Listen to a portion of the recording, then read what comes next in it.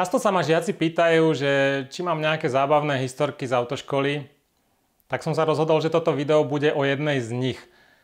Vždycky, keď príde nový žiak, tak máme 3 cvičiská. Na prvom cvičisku sa pýtam, že či sa náhodou neučí za automechanika, lebo ak sa učí za automechanika, tak potom mám ľahšiu prácu, nemusím vysvetľovať motor, prevádzkové kvapaliny a podobne. Raz mi došiel taký 30-ročný mladý pán, tiež som sa ho spýtal, či není teda vyučený automechanik, keďže už mal 30 rokov. No a on povedal, že áno, tak ja si vravím, super paráda, som si tak pomyslel v hlave, že budem to mať ľahšie. No, len na moje prekvapenie on ani netušil, ako sa radia prevodové stupne, jednotka, dvojka, trojka, pritom je to tam pekne na tej páke nakreslené, hej, a on vôbec netušil, že ak sa radia. Tak sme začínali úplne od začiatku. Ešte som sa ho pýtal, či aj pracuje ako automechanik. Našťastie nie, pracuje niekde vo výrobe pri páse, takže som si oddychol, že nebudem musieť niekde stretnúť takéhoto automechanika a nebudem sa báť o svoje auto. No a pointa je, že on bol troška taký celkom nie divný, ale nemal k tomu ďaleko. No a bol som ho raz vyzdvihnúť doma na jazdu pár kilometrov od Piešťan v jednej dedinke. Sadol do auta, bol taký nachcipaný a teraz sme sa pohli a ja pozerám, z nosa mu začal tiecť sopel. A ten sopel bol takej konzistencie, že nebol ani riedky, ani hustý, bol taký akurát.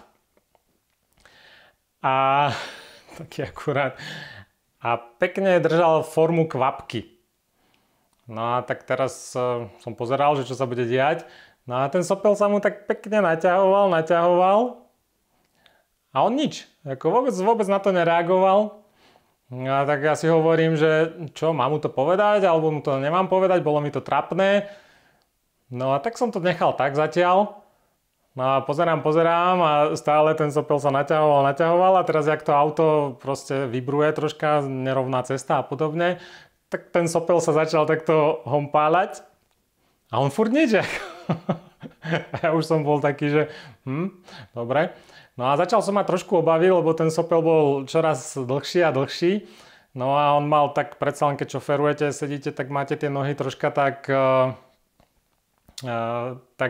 od seba. No tak som sa začal báť, že či ako ten sopel nepadne na tú sedačku a ja to budem potom musieť pucovať po jazde. No tak ale na druhú stranu som bol strašne zvedavý, že ako dlho to dokáže vydržať ten chlapík a kedy si to všimne. No a tak išli sme ďalej, prešli sme nejaké 3 kilometre a on furt nič a ten sopel už sa začal tak naťahovať, že až po hornú peru. A tak sa hompálal a šúchal mu o tú hornú peru a on stále akože 0 bodov, nič nereagoval. Až potom, keď sme došli do Piešťan, tak to bolo akože niekoľko minút, niekoľko kilometrov. Ten sopel už ozaj akože už mu takto tú hornú peru šúchal. Tak on urobil, že a utrel ruku do gati a išlo sa ďalej. No takže aj takéto situácie človek zažíva v autoškole.